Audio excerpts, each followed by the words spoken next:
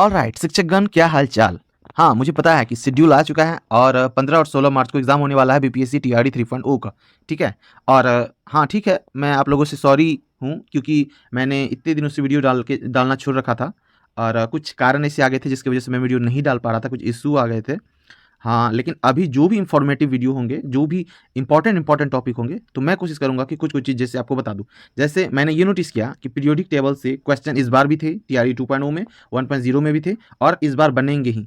अगर ये कैप्चर कर लेते हो तो हाँ, ये है फिक्स कि 2 नंबर आपका फिक्स हो जाएगा।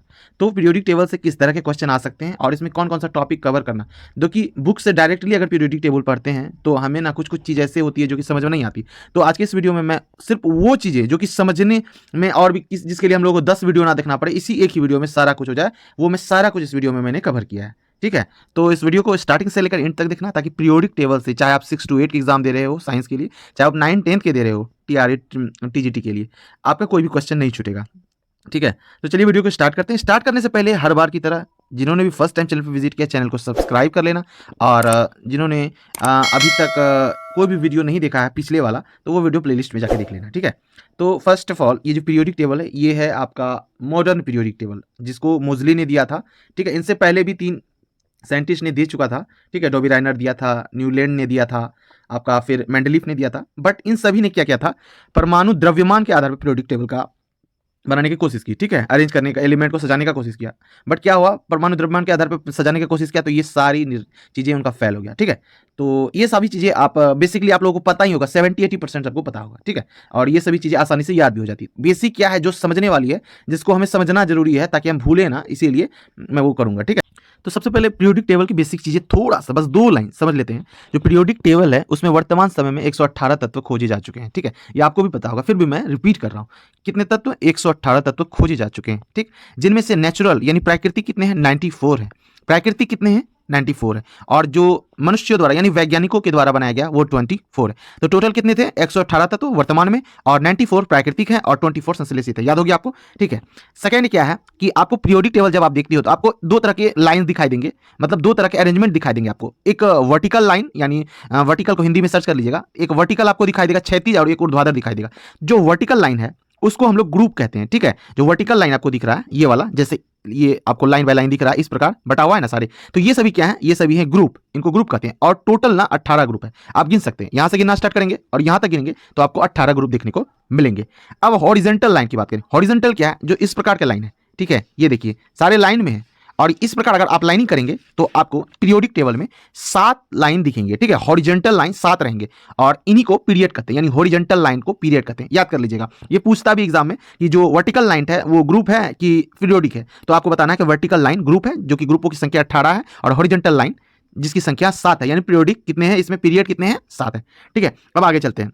जो आपका ग्रुप 1 और 2 है, जो आपका ग्रुप 1 और 2 है, ये 2 दिख रहे हैं, ये ग्रुप 1 और ग्रुप 2 है, इनको एस ब्लॉक में रखा गया है, इसको एस ब्लॉक में रखा गया है। ठीक है, हाँ ठीक है, बहुत सारे स्टूडेंट को ये पता होगा, लेकिन फिर भी मेरा फर्ज है ना बताना कुछ बेसिक चीजें। अगर मैं डायरेक्ट बाउंस करके मेन पॉइंट पे चले जाऊं तो फिर दिक्कत होगी, इसलिए ये वाले जो है आपका क्या हो जाएंगे, 1 और ग्रुप नंबर 2 ये एस ब्लॉक में रखे गए हैं। उसके बाद जो 3, ये तीसरा नंबर आपको दिख रहा है, तीसरा से लेकर 12वां तक, यानी पीरियोडिक टेबल में जो ग्रुप संख्या है वो 3 से लेकर 12 तक आपको क्या देखने को मिलेंगे? डी ब्लॉक, यानी उनको डी ब्लॉक में रखा गया है। ओके, अब जो आपका बचा यानी ग्रुप 13, ये जो ग्रुप 13 से लेकर ग्रुप 18 तक है, जितने भी एलिमेंट्स हैं वो सभी को पी ब्लॉक में रखा गया है। ठीक है, तो यहां तक हुए। उसके ये ग्रुप 1 से लेकर ग्रुप 18 तक थे, यहां से यानी यहां से लेकर यहां तक, इन सभी को पहले खोजा गया था। बाद में जो तत्व, चूंकि मोजले ने क्या किया था, जगह छोड़ दिया था कि आगे जो भी एलिमेंट्स होंगे उनको इंक्लूड कर दिया जाएगा, तो जो आगे इंक्लूड किया गया उनको ग्रुप और पीरियड में तो नहीं रखा गया, बट हाँ उनके लिए एक ब्लॉक बना दिया गया। जो नीचे के 2 दिख रहे हैं आपको सेक्शन, 2 कॉलम, इनको क्या किया? एफ ब्लॉक में रख दिया। तो टोटली कितने ब्लॉक होते हैं मॉडल पीरियोडिक टेबल में?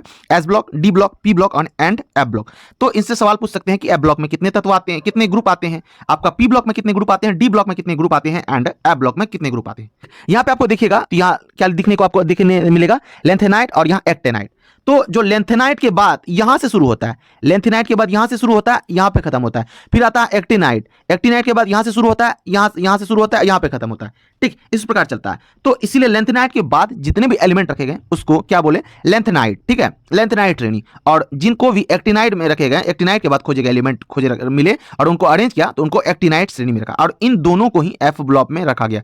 ठीक है, यानी जो लेंथेनाइट है और एक्टिनाइट है दोनों को किस में रखा गया है? एफ ब्लॉक में रखा गया है। ठीक है, है, अब क्या है ये देखिए बेसिक चीज, इसमें पूरे जो पीरियोडिक टेबल है, आपको पूरे पीरियोडिक टेबल में आपको 91 धातु मिलेंगे, ठीक है। इन पूरे पीरियोडिक टेबल में बहुत सारे एलिमेंट है, और इन सारे एलिमेंट्स में से अगर आप धातुओं की संख्या गिनना स्टार्ट करो तो आपको 91 कितने मिलते हैं, धातु मिलते हैं, ठीक है। और उसके बाद बीच में आपको क्या मिलते हैं, 7 उपधातु। क्या मिलते हैं, 7 उपधातु मिलते हैं। जो ये आपको येलो कलर दिख रहा है ना, ये येलो कलर जिसमें आपको 7 दिखने को मिले, 7 एलिमेंट दिखेंगे, 1 2 3 4 5 6 और 7, ये 7 आपको एलिमेंट देखने को मिलेगा। ये क्या है, आपको उपधातु है, ये क्या है, उपधातु है।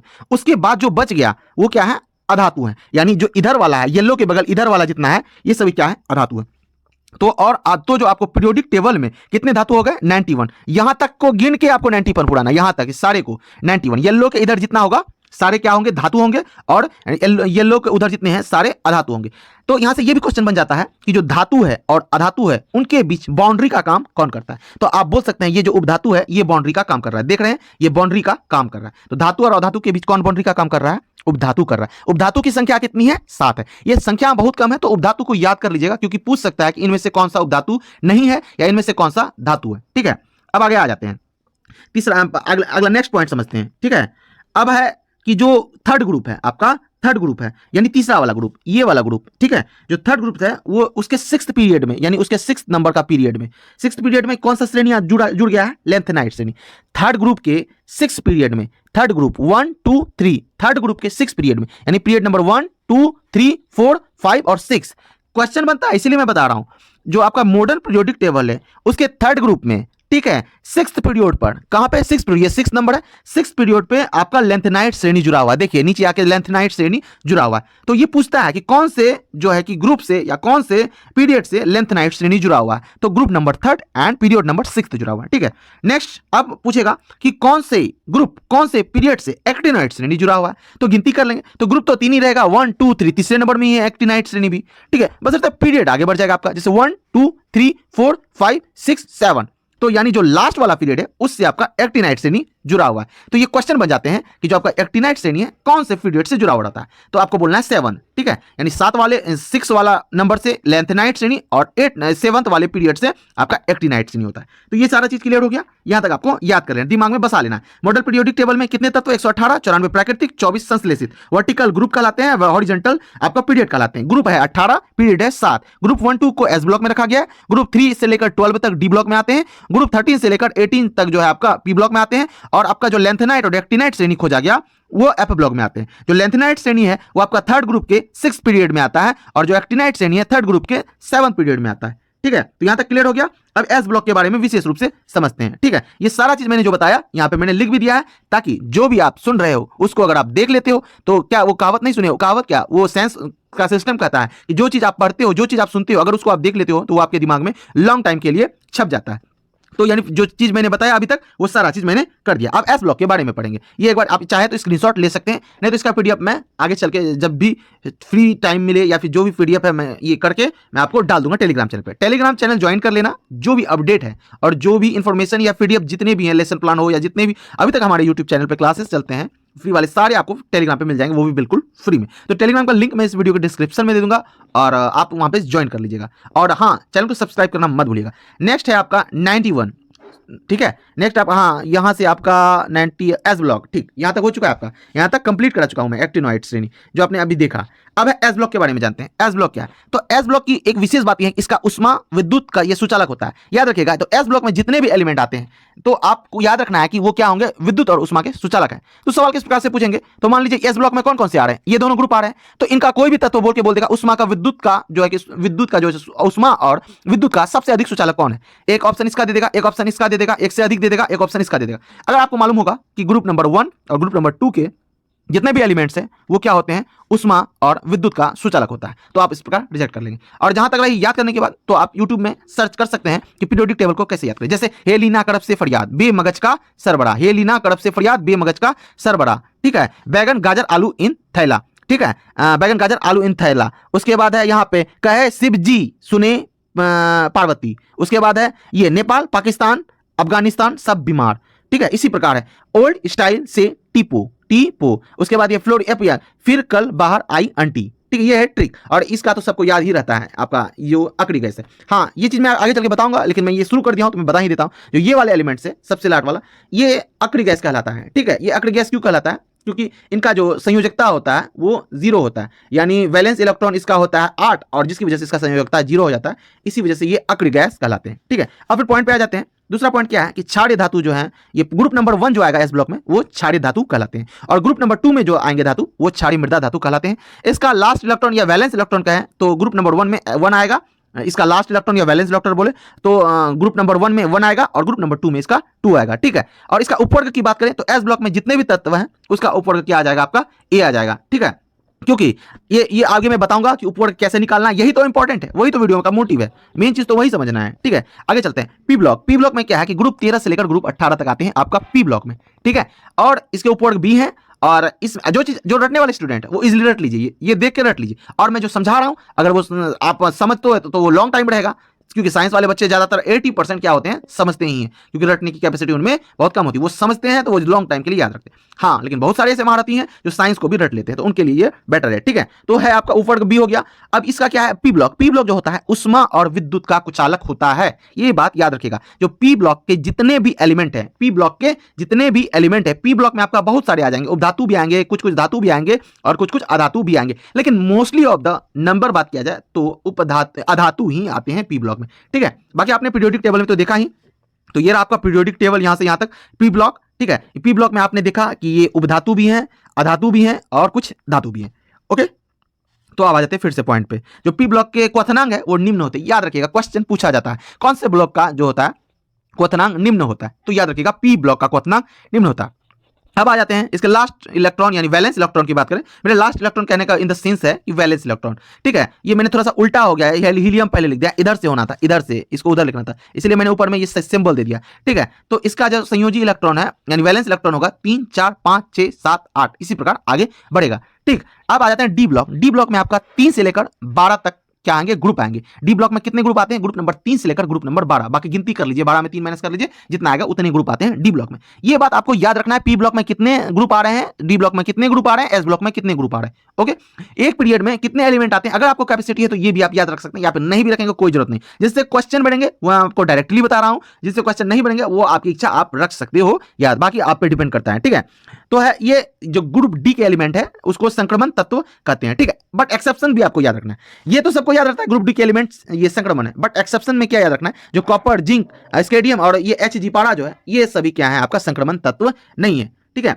उसके बाद है इसकी जो है उच्च तन्यता शक्ति होती है, अगाध वर्धन्यता होती है, और इसकी लोचन शक्ति होती है, लोचनशीलता होते हैं इस ग्रुप के एलिमेंट। ठीक, उसके बाद ये क्या होते हैं? उष्मा और विद्युत के सुचालक होते हैं। ये जो होते हैं उष्मा और विद्युत के सुचालक होते हैं। जिस प्रकार हमने एस ब्लॉक में क्या देखा, ये भी क्या है? उष्मा और विद्युत के सुचालक है, और डी ब्लॉक भी उष्मा और विद्युत के सुचालक है। बस, बट ये आपको याद रखना कि पी ब्लॉक के कुचालक हैं, पी ब्लॉक के कुचालक हैं, पी ब्लॉक के कुचालक हैं, यानी पी ब्लॉक आपका क्या है? कुचालक है, यानी सुचालक नहीं है। अब आ जाते हैं नीचे, उपवर्ग इसके क्या होंगे? ए होंगे। डी ब्लॉक के जितने भी एलिमेंट आपको देखने को मिलेंगे उपवर्ग ए में आएंगे, तो डायरेक्टली आप रट सकते हो कि डी ब्लॉक के सारे जो उपवर्ग आएंगे वो ए में आएंगे, और पी ब्लॉक में जितने भी उपवर्ग आएंगे बी आएंगे। अब है एक्टिनोइड और लेंथेनोइड। एक्टिनोइड में जो आपका ये थोड़ा सा पहले हो गया, ये पहले लिखना था, बाद में ये लिखना था, तो आप ये कर लीजिएगा। ठीक, जो लेंथेनाइड है ये इसमें कितने नंबर पीरियड, ये एटॉमिक नंबर से स्टार्ट होगा, ये 58 नंबर एटॉमिक से स्टार्ट होगा और 71 तक रहेगा इसमें। ठीक है, 58 से लेकर 71 तक। जो एक्टिनोइड से नहीं, इसके बाद क्या आएगा? पहले लेंथेनोइड एंड देन एक्टिनोइड।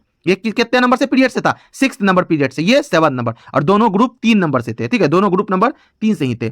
जो एक्टिनोइड है उसको रेडियो एक्टिव एलिमेंट भी बोलते हैं, उनको क्या बोलते हैं? रेडियो एक्टिव एलिमेंट भी बोलते हैं। देखिए मैंने लिख दिया है, पूछेगा कि जो रेडियो एक्टिव एलिमेंट है वो कौन से श्रेणी को कहा जाता है? लेंथेनोइड श्रेणी को, एक्टिनोइड श्रेणी को, ऐसे करके कंफ्यूज करेगा एस ब्लॉक पी ब्लॉक देखे। तो आपको याद रखना है कि जो एक्टिनोइड श्रेणी है वो होंगे आपके ये आपका रेडियो एक्टिव एलिमेंट होंगे। ओके, तो यहां तक आपने देख लिया। अब आगे देखते हैं, आगे आपको ये देखना, हाँ ये भी याद रखना है, एक्टिनोइड श्रेणी परमाणु संख्या 90 से स्टार्ट होगा और 103 तक चलेगा इसका। ठीक है, अब आ जाते हैं आगे।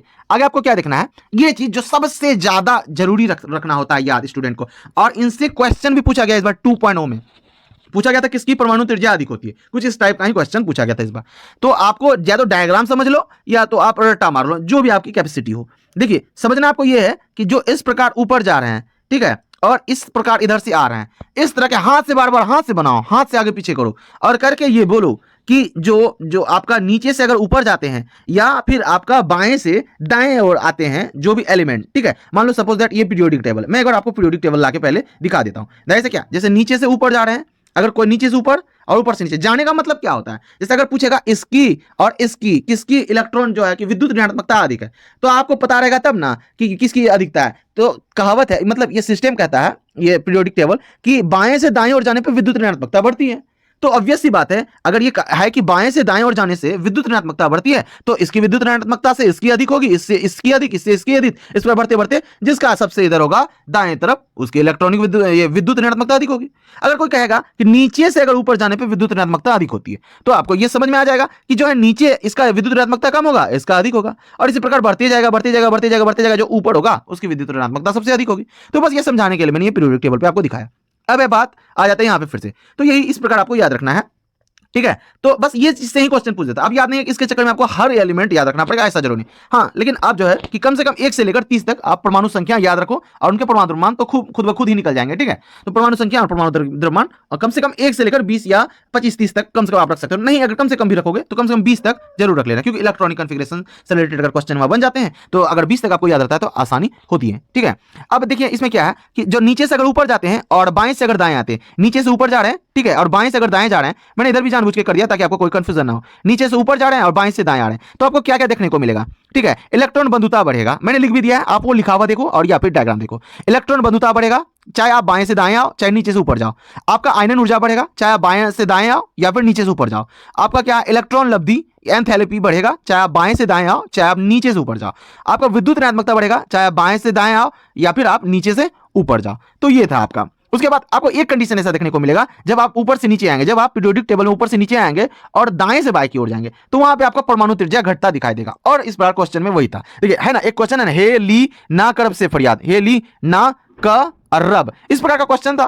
पूछा था कि किसका परमाणु त्रिज्या जो होता है अधिक होता है, तो आपका क्वेश्चन में ये था आरबी था कि नहीं। ऑप्शन में आप लोगों ने टिक मारा था आरबी, क्यों मारा था, क्योंकि देखिए कहावत क्या है, परमाणु त्रिज्या बढ़ती है ऊपर से नीचे आने पे। देखिए इधर मैंने इधर लिख के रखा है, परमाणु त्रिज्या बढ़ती है ऊपर से नीचे आने पे। तो अगर देखिए ऊपर से नीचे आ रहा है तो परमाणु त्रिज्या किसकी अधिक होगी, लिथियम की, सोडियम की, पोटेशियम की या फिर रुबिडियम की, तो आप ये मारेंगे टिक। तो यही था आपका आंसर 2.0 में। तो ये याद रखना बहुत ही जरूरी होता है। और भी एक्स्ट्रा चीज मैंने इसमें बताया है कि जो आपका इलेक्ट्रॉन बंधुता है ऊपर से जो है कि नीचे आने पे क्या होता है, घटता है। और ऊपर देखिए, अगर मैंने कोई एक चीज लिखा तो आप दूसरा चीज खुद पर निकालो ना, जैसे कि ऊपर से नीचे आने पे, ठीक है, अगर इलेक्ट्रॉन बंधुता घटता है तो ऑब्वियस सी बात है कि नीचे से ऊपर जाने पे बढ़ेगा। तो ये आप कॉमन सेंस लगा सकते हैं। मैंने सबका लिख दिया, बस ये इलेक्ट्रॉन बंधुता वाला सिर्फ एक ही में ये क्लियर आउट कर दिया है, जैसे इलेक्ट्रॉन बंधुता घटेगा ऊपर से नीचे आने पे, बट परमाणु त्रिज्या ऊपर से नीचे आने पे बढ़ेगा। लिखा हुआ है ना, परमाणु त्रिज्या ऊपर से नीचे आने पे बढ़ता है। बाकी चीज का मैंने यहाँ डायग्राम में जो बताया, ये चीज यहाँ पे ऊपर लिखा हुआ है। अब आगे चलते हैं। आगे क्या है आपका मोस्ट इंपॉर्टेंट चीज, इस पीरियोडिक टेबल का सबसे जानदार चीज, जो कि find out group and period, ठीक है। उसमें भी क्या, ग्रुप इतना कठिन होता है जो कि बुक में भी देख के जल्दी समझ नहीं आता कि ग्रुप कैसे निकालना है, ठीक है। और जो पीरियड होते हैं वो आपको वो फिर आसानी से निकल जाएगा आपका। तो मैं जो ये 2 लाइन सिर्फ 2 लाइन आपको जो है कि आपको दिमाग में याद रखना है, बाकी सारा चीज आपको निकल जाएगा। 2 नहीं 3 लाइन आपको सिर्फ याद रखना है। तीसरा तो फॉर्मूला है। इसमें आपको क्या करना है, देखिए आपको कोई भी पीरियड निकालना है। पीरियड निकालने के लिए आपको क्या करना है, आपको बस मालूम करना है कि कक्षे की संख्या कितना है, यानी कक्षे की संख्या यानी n है, ठीक है। जैसे ये है ना कक्षों की संख्या, ये है आपका, मान लीजिए ये केंद्रक है, ठीक, ये 1 2 3, इसी प्रकार आपको बस याद रखना है कक्षों की संख्या कितनी है। जैसे इसमें कक्षों की संख्या 1 और 2 है, किसी में 3 होता है, कक्षों की संख्या कितनी, तो जितनी कक्षों की संख्या होगी भाई साहब पीरियोडिक नंबर उतना ही होगा।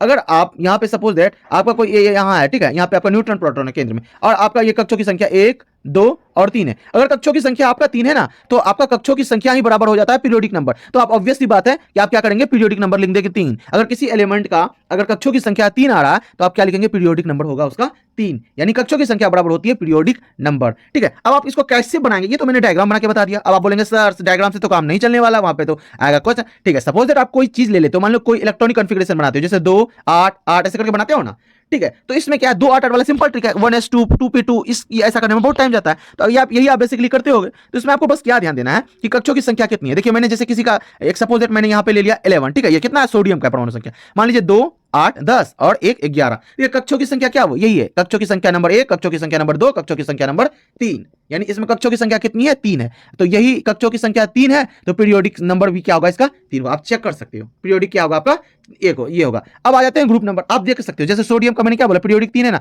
आपको मैं दिखा देता हूं। सोडियम पीरियोडिक में 3 आएगा, देखिए यहाँ है सोडियम पीरियोडिक नंबर 3 में है, देखिए 1 2 3, तीसरा नंबर में है सोडियम पीरियोडिक। अब आगे चलते हैं, ठीक। अब है दूसरा ग्रुप नंबर, ये थोड़ा सा ध्यान से देखिएगा क्योंकि ये समझना थोड़ा सा ये होता है। हाँ ठीक है, अगर आप एक बार समझ लिए बस उसके बाद आप चुटकी बजाते ही आप सॉल्व कर लोगे। ग्रुप नंबर बराबर, देखिए ये मैंने खुद से क्रिएट किया है, अब इसका बुक में मत ढूंढने लग जाना क्योंकि मैंने बस देखा कैसे कैसे क्या कंडीशन जुड़ रहा है, बस मैंने बना दिया। ठीक है, आप क्या करना, इसमें ग्रुप नंबर निकालने के लिए आप क्या करना, वैलेंस इलेक्ट्रॉन प्लस जो है आपका सब ग्रुप है उसको जोड़ दीजिएगा चुटकी बजा के। अब आप पहले सबसे पहले सब ग्रुप निकालना सीख लीजिए। सब ग्रुप क्या है, आप जब इलेक्ट्रॉनिक कॉन्फ़िगरेशन बनाते हो जैसे 1s2 2s2 2p6 ऐसा कुछ बनाते हो, जब आप ऐसा बनाते हो जो लास्ट वाला इलेक्ट्रॉन है आपका, लास्ट वाला इलेक्ट्रॉन अगर आपका s या p में से आए तो आपका ग्रुप ए होगा, या लास्ट वाला ग्रुप चाहे लास्ट वाला वैलेंस जो इलेक्ट्रॉन है, लास्ट वाला इलेक्ट्रॉन, लास्ट इलेक्ट्रॉन जो है आपका अगर वो चाहे पी में आए या एस में आए तो आपका वो सब ग्रुप यानी जो क्या हो जाएगा, उपवर्ग क्या हो जाएगा आपका ए हो जाएगा। और अगर लास्ट इलेक्ट्रॉन आपका डी या एफ में से आता है तो आपका क्या हो जाएगा, बी हो जाएगा उपग्रुप। तो आपका एस पी और डी में ही कहानी खत्म हो जाएगा। क्वेश्चन में डी एफ का पूछता ही नहीं है, आपका ज्यादा से ज्यादा एस और पी से ही पूछेगा, ज्यादा से ज्यादा होगा तो डी पूछेगा। लेकिन फिर भी मैंने बेसिकली बता दिया, जैसे आप एक मान लीजिए कोई पीरियोडिक टेबल बना रहे हैं 1s2 2s2 2p6 suppose that, ठीक है, ये मैंने बना रहा है। अब ये लास्ट वाला इलेक्ट्रॉन किस में आ रहा है आपका, लास्ट वाला इलेक्ट्रॉन पी में आ रहा है ना, तो यानी क्या हो जाएगा, एस और पी में से अगर आया तो ए हो जाएगा, तो यानी सब ग्रुप क्या हो जाएगा, ए हो जाएगा, चाहे किसी का भी दे। ठीक है, और डी और एफ में आता है लास्ट इलेक्ट्रॉन तो आपका क्या हो जाएगा, बी हो जाएगा। ये अगर मैंने जैसे लिखा 1s2 2s2 2p6 और यहाँ पे लिखा 3s2 और 3p6 और मान लीजिए यहाँ पे लिखा मैंने 4s2 और 3d1 लिखा, तो लास्ट वाला जो इलेक्ट्रॉन आया, लास्ट वाला किस में आ गया, डी में आ गया। अगर डी में आ जाता है तो देखिए डी में आया तो क्या हो जाएगा, ये सब ग्रुप आप इसका बी हो जाएगा। बट आपका एस और पी और डी में ही सारा काम खत्म हो जाएगा। तो बस ये चीज समझ गया आप कि सब ग्रुप कैसे निकालना, वैलेंस इलेक्ट्रॉन आपको पता ही होगा, जो इलेक्ट्रॉनिक कॉन्फ़िगरेशन निकालते हैं जो सबसे बाहरी कक्ष में होता है उसी को क्या बोलते हैं, वैलेंस इलेक्ट्रॉन। अगर आप नहीं जान रहे तो वैलेंस इलेक्ट्रॉन आप जानते ही होंगे, मुझे पता है। अब उसके लिए अगर मैं वो इसी में बताना स्टार्ट कर दूं तब तो वो वीडियो बहुत लंबी हो जाएगी। फिर भी एक मोटा मोटी मैं बता देता हूँ वैलेंस इलेक्ट्रॉन किसको कहते हैं, डायरेक्ट शॉर्टकट तरीका। जैसे मान लो कोई 10 चीज दिया हुआ, किसी का परमाणु संख्या 10 है, कैसे निकालोगे, 2 8 हो गया, लास्ट वाले में ये है, यानी वैलेंस इलेक्ट्रॉन इसका कितना है, वैलेंस इलेक्ट्रॉन बराबर आपका 8 है। कितना है, वैलेंस इलेक्ट्रॉन 8 है, तो सीधी सी बात है। अगर मान लीजिए यहाँ पे आपका यहाँ पे 14 रहता है तो क्या करते हैं, 2 8 यानी 10 हो गया, 10 14, तो लास्ट वाला क्या, वैलेंस इलेक्ट्रॉन ये हो गया। जो सबसे लास्ट वाला रहेगा, अगर 2 8 वाला प्रोसेस से बना रहे हो तो ये सबसे जो लास्ट वाला होगा ये वाला आपको वैलेंस इलेक्ट्रॉन होगा, और इसी वाले प्रोसेस से बनाना। अब बहुत लोग सोचेंगे कि क्या क्या करें नहीं करें, तो याद रखना भाई 2 होते हैं, 8 होते हैं, 8 होते हैं, 18 होते हैं, 18 होते हैं, फिर 32 होते हैं, ऐसे होते हैं, समझे। तो इस प्रकार जहां तक आपका काम होता जाएगा आप करते जाओगे, ये चीज आपको पता ही होगा। अब इसके लिए पूरी केमिस्ट्री थोड़ी ना यहाँ पे कंप्लीट करने लग जाएंगे, बस ये आपको समझाना था वैलेंस इलेक्ट्रॉन और ये फिर सब ग्रुप। ठीक, अब आगे चलते हैं। आपको ग्रुप नंबर निकालने के लिए मैंने क्या बताया कि वैलेंस इलेक्ट्रॉन और प्लस आपको सब ग्रुप निकालना होगा, यानी एसजी सब ग्रुप निकालना पड़ेगा, तो आपका ग्रुप नंबर निकल जाएगा।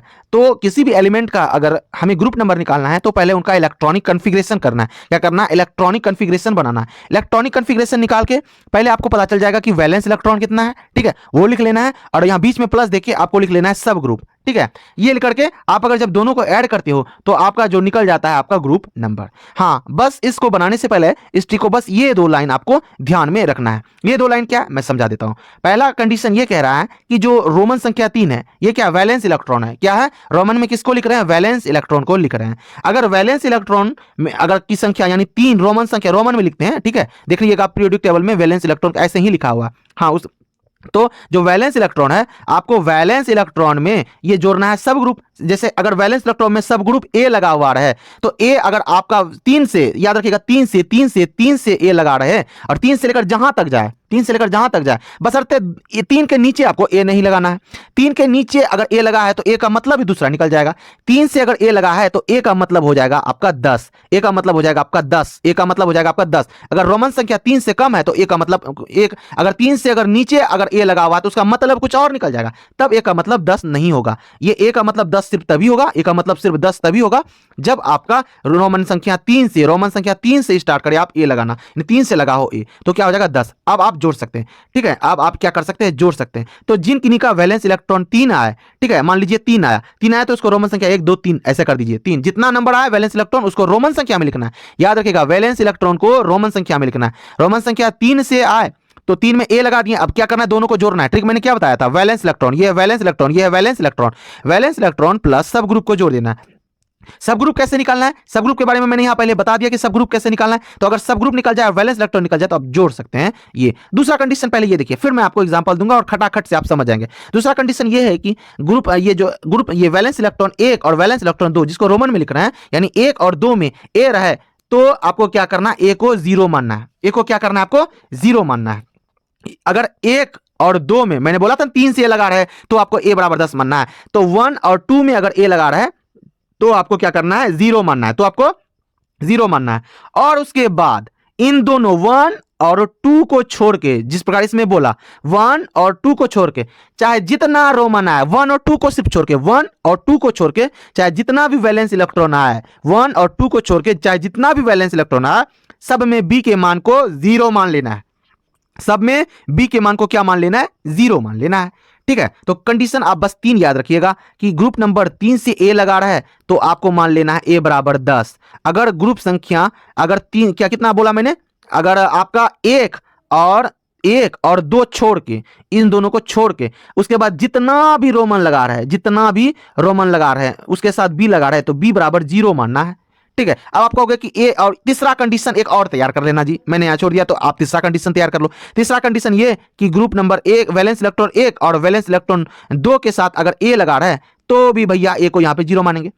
यहां पे ए को हमने 10 माना क्योंकि यहां पे 3 से स्टार्ट हो रहा है, यहां पे हमने ए को 0 माना बिकॉज रोमन संख्या यानी वैलेंस इलेक्ट्रॉन 1 या 2 है, तो वैलेंस इलेक्ट्रॉन अगर 1 या 2 रहे तब ए को 0 मानेंगे। वैलेंस इलेक्ट्रॉन 3 से जितना भी रहे, जितना भी, तो ए को वहां पे 10 मानेंगे। और वैलेंस इलेक्ट्रॉन 1 और 2 को छोड़ के कोई भी रहे, 1 और 2 को छोड़ के कोई भी रहे तो बी बराबर 0 मान लेना है। चलिए अब आइए समझते हैं। अब एक एग्जांपल लिया मैंने जैसे BE4 का पहले क्या किया मैंने, यहाँ पे देखिए इलेक्ट्रॉनिक कॉन्फ़िगरेशन निकाला, तो इलेक्ट्रॉनिक कॉन्फ़िगरेशन निकाला, इससे हमें पता चल गया कि वैलेंस इलेक्ट्रॉन कितना है, हमारा वैलेंस इलेक्ट्रॉन हो गया यहाँ पे आपका वैलेंस इलेक्ट्रॉन है हमारा 2, कितना है वैलेंस इलेक्ट्रॉन 2। और सब ग्रुप हमने क्या देखा कि लास्ट इलेक्ट्रॉन जो है हमारा, लास्ट इलेक्ट्रॉन किस में आ रहा है, एस ग्रुप में आ रहा है, एस में आ रहा है। तो एस है तो क्या बोला था मैंने, एस और पी में रहे, देखिए यहाँ पे मैंने क्या बोला है, एस और पी में अगर लास्ट इलेक्ट्रॉन आए तो ग्रुप ए होगा, और डी और एफ में आए तो ग्रुप क्या होगा आपका बी होगा। तो यहां पे क्या करना है आपको, यहां पे लिख देना है क्या आ गया, वैलेंस इलेक्ट्रॉन आया आपका 2 और सब ग्रुप कितना आया, सब ग्रुप आया आपका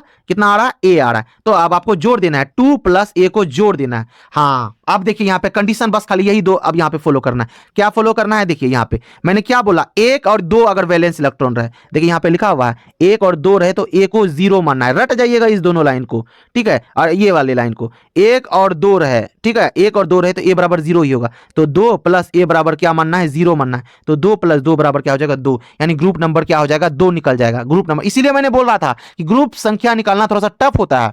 ठीक है, एक और भी ट्रिक है लेकिन उसमें थोड़ा सा ये वाला ट्रिक ज्यादा इजी है, बस सिर्फ ये लाइन और ये लाइन समझ लिए तो काम खत्म।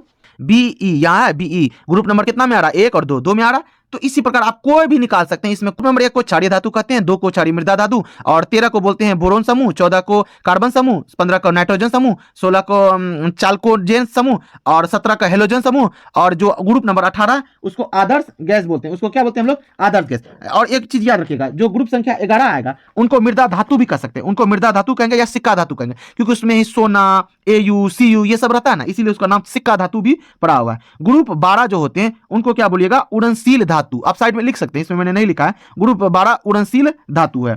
ठीक है, और अगर चालकता की बात की जाए, अगर पूछेगा किसकी चालकता अधिक है, किसकी क्या अधिक है, तो वो चीज इसमें हम लोग देखेंगे। ठीक है, ये बस देखिएगा, उसके बाद ये सब बेसिक चीजें ये सब याद रखिएगा कि सबसे अच्छा सुचालक धातु कौन सा है। उसके बाद कैल्शियम जो है कि हड्डी एवं दांतों का निर्माण करता है। और 2 चीज याद रखिएगा, जो फास्फोरस है, जो फास्फोरस है आपका, फास्फोरस जो है आपका वो 2 प्रकार का होता है ना, एक रेड होता है, एक व्हाइट होता है। याद रखिएगा, जो व्हाइट है स्वतः जलनशील, ये खुद ब खुद जल उठता है, लेकिन रेड वाला नहीं जल उठता है, इसलिए व्हाइट वाला जो खुद जल उठता है इसलिए इसको वाटर में रखा जाता है, पानी में डुबा के रखा जाता है, क्योंकि स्वतः जलनशील होता है। रेड फास्फोरस नहीं जलता, हमारे माचिस के तीली में रेड ही फास्फोरस होता है, क्या वो स्वतः जलता है, नहीं जलता है। तो ये सभी फैक्ट है। अगर फैक्ट अच्छा लगा हो तो लाइक